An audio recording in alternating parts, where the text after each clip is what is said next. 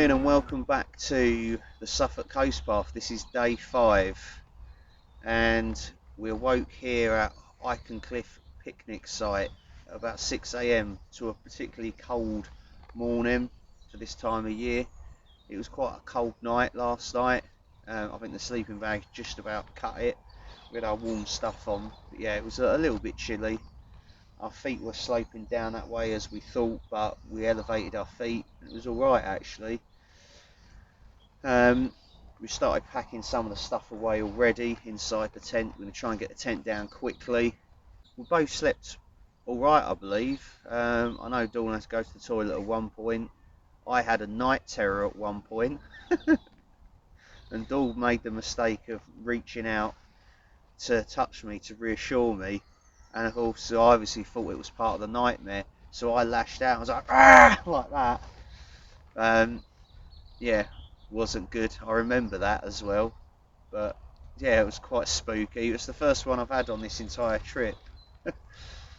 So we're going to have a quick bit of breakfast and then we're going to aim to get walking sort of, I would say, 9 AM hopefully. We've got a lot of miles to do today. We want to try and do the Orford loop along Sudbury Marshes and the River Ord. It's very isolated there. There's no houses to get water, and then it's a walk down the River Ord.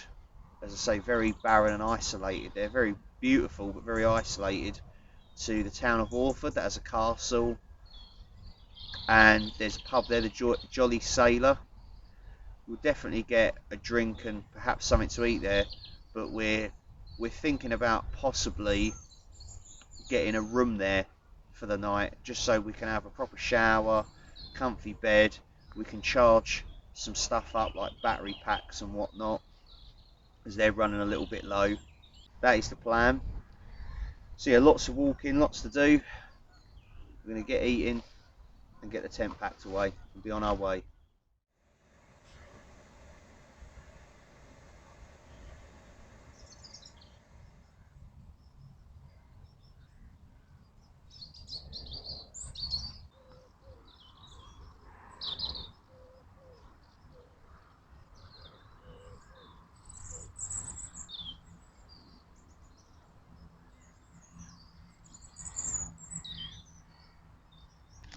Something a bit different for breakfast. Pain au chocolat. The French do a decent breakfast. Stage 6. Snape Maltings to Chillersford via the Orford Loop. It is mostly woodland and estuary that characterises this enjoyable stage of the Suffolk Coast Path, with the added bonus of a visit at the start to Snape Maltings with its various shops, cafes and concert hall. There is a slight chance that the boardwalk southeast of Snape Maltings may be flooded for short periods when there is a very high tide, which means you will have to wait a little while before setting off. There is a choice of routes on this stage of the walk. About 1.5 miles from Snape Maltings, an alternative route known as the Orford Loop offers an extension to the Suffolk Coast Path. The Orford Loop heads eastwards, then follows the River Ord south to Orford before rejoining the main route at Chillersford. An alternative version of the loop continues on from Orford to use the seasonal ferry at Butley and rejoin the main route at the ferry landing stage near Burrow Hill. Walkers on either route may want to stay overnight at Orford, where accommodation is available. St Botolph's Church at Aakash, marked on OS maps as the anchorage, stands at a point where there was once an island and is very probably built on the site of St Botolph's 7th century abbey. A large stone cross discovered in the wall of the church tower is of Saxon origin and carved with the heads of dogs and wolves, symbols associated with St Botolph, an English abbot who died in 680 AD and is a patron saint of travelling and farming. The cross is probably 9th century and may have been erected to commemorate the destruction of the original monastery by Viking raiders. The Orford Loop offers an extension of the Suffolk Coast Path that takes in more of the River Ald and the pretty town of Orford. A variation continues on from Orford and uses the seasonal ferry at Butley to rejoin the main Suffolk Coast Path at the Butley ferry landing stage near Burrow Hill. The route is not marked on OS maps, but is clearly waymarked on the ground. Oh, my legs are not laying up. Oh.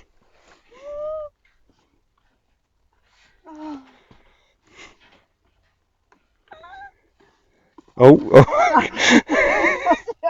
You got your foot caught in the bushes.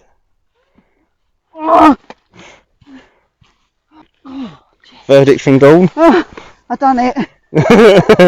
We're very much on the Orford Loop now. There's the River Ald. Other side of that is Aldborough Town Marshes. Aldborough is over there. And then this little bit along here is Slaughden Quay. It used to be a fishing village, but I think the sea basically washed it away. There was talk that people used to open their front doors and their back doors to let the seawater come through. It was that bad, and that weren't that long ago. That was black and white photos. So really bad. That's been lost to the sea, Slaughden. And then of course, you can't carry on going because you'd get in serious trouble. But you get to Orfordness, owned by the National Trust, and we all know about Orfordness.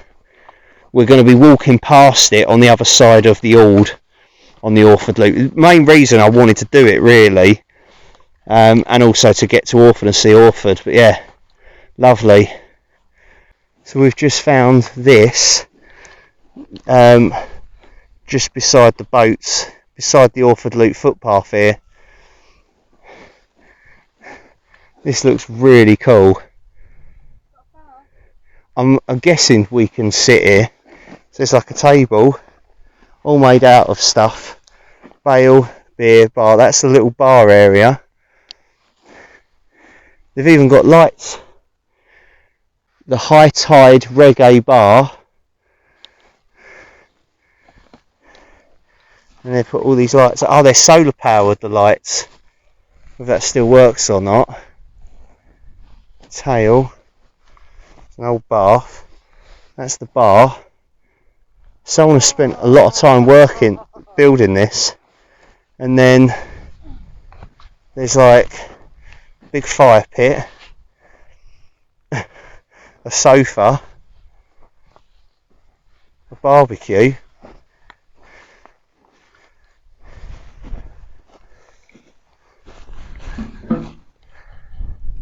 Wow. How cool is that? It's like your home from home, isn't it? It is. Do you know, I wouldn't mind seeing if you get away with doing a wild camp here, because this would be cool. I don't know, I'm going to go and find out. We can stop here for 5 minutes though and have something to eat. I think it's going to be... Yeah, it's briquettes, like charcoal briquettes. The fire. Oh. Look at that massive grill to cook on. That is so cool. I'm guessing it's just the people that own the boats and stuff maybe have built it. But I really wouldn't mind doing like a group camp here. That'd be pretty cool. Anyways, we're going to sit here for 5 and chill. Bartender, I'll have a pint of your finest cider, please. Oh, I've only got Ghost Ship on tap today, sir. Oh, that'll have to do, I guess. 4.5% from Adnams. That's wicked.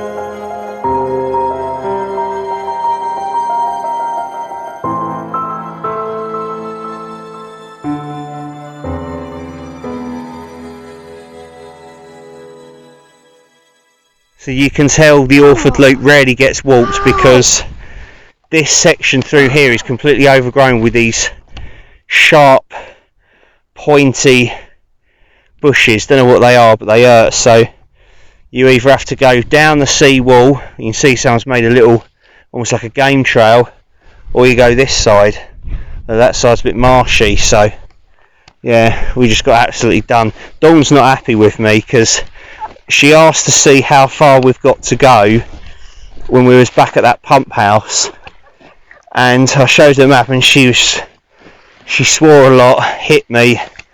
Yeah, she's not happy with, because we've got, well, from the point up at near Slaughton, it said you now follow the river wall or sea wall for 5 to 6 miles until you get to Orford Quay. And yeah.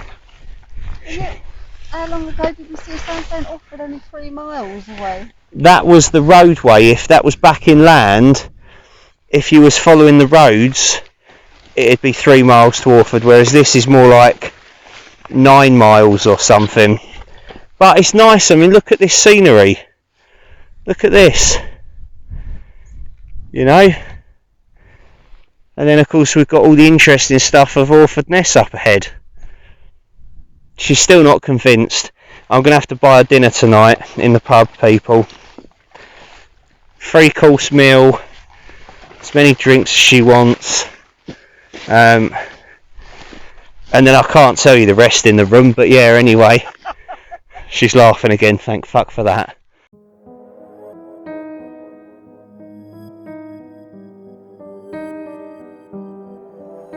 Orfordness is a designated national nature reserve of considerable ecological importance, as it is the largest vegetated shingle spit in Europe. Now owned by the National Trust, which runs a regular ferry service across to it from Orford Quay, it was formerly a top secret military site used in both World Wars and in the subsequent Cold War period. The Atomic Weapons Research Establishment used the site for testing detonators, and the distinctive pagoda buildings used for this purpose can still be seen. The numerous masts at the northern end of the spit are used for broadcasting the BBC World Service.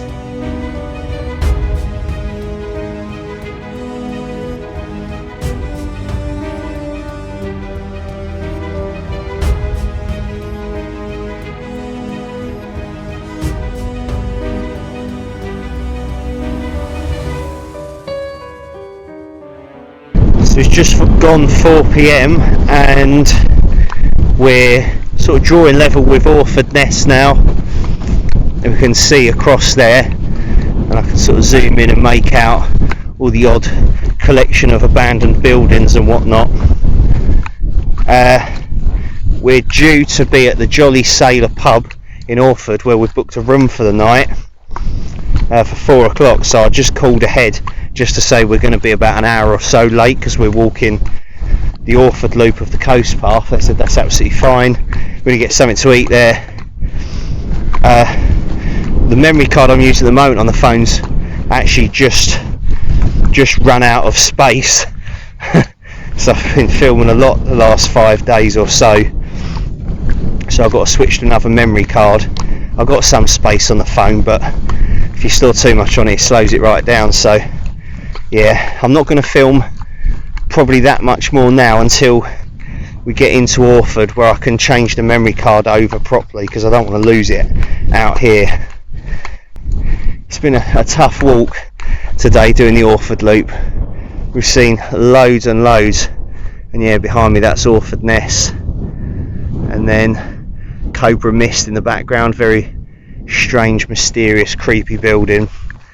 A lot of stuff that we don't really know what's happened over there, or is still happening there. We just don't know. It looks abandoned, but it could well very much still be in use. Lots of government cover-ups and top secret stuff on Orfordness, and the National Trust do a really good job of taking you over there on boats and stuff to have a look around, but it's very controlled where you can walk and what you can look at and stuff, due to apparently there's a lot of unexploded ordnance still on the shingle spits out there. Yeah, if you've never been, definitely check out Orfordness. It's so good. I went there a long time ago, and yeah, it's like walking on the surface of the moon, and just these weird creepy buildings where they, you know, did like nuclear and atomic weapons testing and stuff. And Robert Watson Watt pioneered and developed ground to air radar there, I believe, as well. It basically helped us win the war as well. But yeah, it's a fascinating place, and just everything's just spread out, and you know, you go over there for like I think 2 or 3 hours and just wander around looking at stuff, and then you have to get back on the boat, and it's very, very like policed. When you come over on the little boat there, you get a ticket and you hand that ticket into them, and then you go off, walk around on your own, and then when you're due back they say, right, you've got to be back at this time. They see who's collected their tickets at the end, so if they've still got tickets left over, they know there's people still stuck out there on the islands, and they'll come looking for you. In fact, I've heard stories of where such a thing happened. A man didn't return, so they started looking for him all over Orfordness, and apparently they found him down by the beach and he'd fallen asleep. And yes, I would love to try and stealth camp on Orfordness, but it's risky, very, very risky. You get in a lot of trouble, so I don't know. But can't say anything on camera, but it would be interesting. That's all I'm going to say. It would be absolutely brilliant. Probably couldn't make a video of that though. Yeah, so we're about I'm going to say we're about a mile, 2 miles at worst from Orford Quay and the pub. I cannot wait for a nice room, a shower, comfy bed, pub meal, all of that. It's going to be great, and we can charge all the battery packs up and sort of our gear out, maybe even wash some clothes.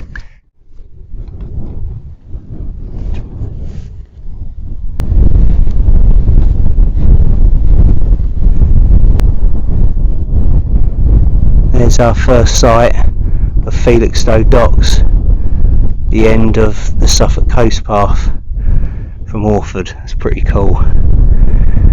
That motivates you to carry on walking.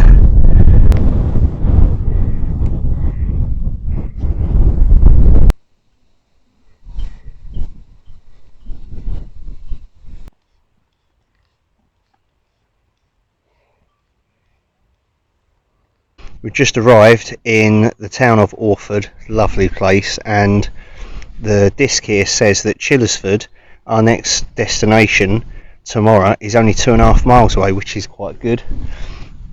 And then it says back here, the way back from where we've come, Icon Cliff, 10 miles, so we've walked 10 miles today. Wow. Dawn hasn't eaten since this morning, so I just stopped at the Riverside Tea Rooms and bought her favourite chocolate, a 12. She's a happy lady. Oh. And we've got a cold drink each. The quay is that way, and then our accommodation for tonight is the Jolly Sailor pub, which is literally just there. So I think we're going to explore Orford tomorrow, because we've got to head this way out of the town anyway, so you'll get to see more of this lovely little place tomorrow. But tonight we rest, recover, we eat and we sleep. Oh, yep. Yes. We live like kings. So we're in the Jolly Sailor, and check out our room.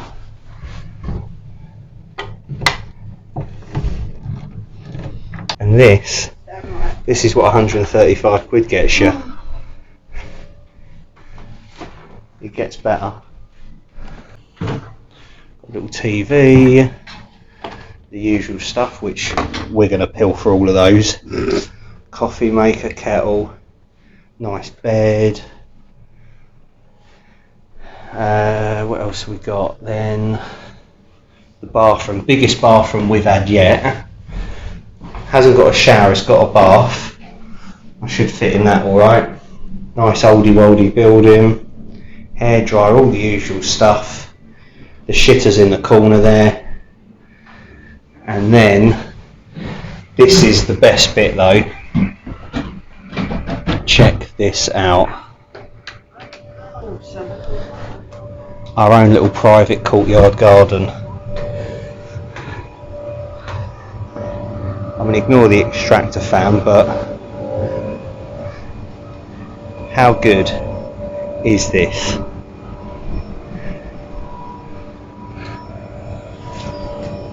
Yes. Oh yeah. And relax.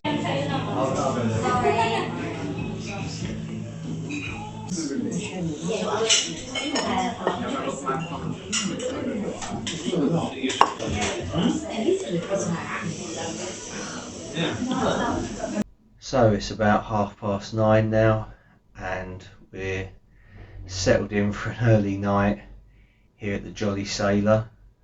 We're in the Seafarer's room. It's a very nice ensuite room with, as you saw, our own little private courtyard garden. We've had dinner here, so I had fish and chips and mushy peas. It's quite a staple for me. And what did you have, Dawn? Did you have the chicken? Was it a chicken burger and chips? Buttermilk chicken burger, yeah. Buttermilk chicken burger with chips and some slaw. Had a couple of ciders, and and then we had a dessert as well. What was that? It was like a fudge brownie with like crunchy pieces, like the chocolate bar crunchy, with vanilla ice cream and like a chocolate sauce. It was incredible. It was a bit pricey, but it was well worth it, and it's just great to have a nice comfy bed, a nice room, be able to have a bath, charge everything up, and have a good meal whilst we're doing this Suffolk Coast Path. Just breaks it up nicely. Of course, rest assured, tomorrow night we will be back to wild camping. So the plan for tomorrow is breakfast is served here at the pub from 8:30 to 11:30. From there we're leaving Orford. We're going to see the castle, there's the church, and it's about 2.5 miles back to Chillersford, and then from there it's 8 miles to Shingle Street, where we'll be wild camping, and that'll be Friday night. So we're aiming to finish the Suffolk Coast Path Saturday evening. That final day is going to be 10.5 miles Shingle Street to Felixstowe, so that'll be fun. Nice long walk to finish off. So we've got 20 miles left to go, and we're going to do that over 2 days. I think that's doable. But after this we should be well rested. So it's been absolutely brilliant. This was well worth stopping by here just so that we could, as I say, like recover a bit, rest up. Dawn's got some more blisters. Yeah, you'll be fine. I've charged up some battery packs and lights and whatnot. We can resupply here as well with a few bits and bobs, get some water as well. Yeah, should be good. It's just great to have done the Orford loop finally, and I think it was well worth adding that on. Yeah, normal wild camping will resume. Thanks for watching this video, the next part of the Suffolk Coast Path. Join us for more in the series. Enough yawning, and I'll see you in the morning. Night everyone.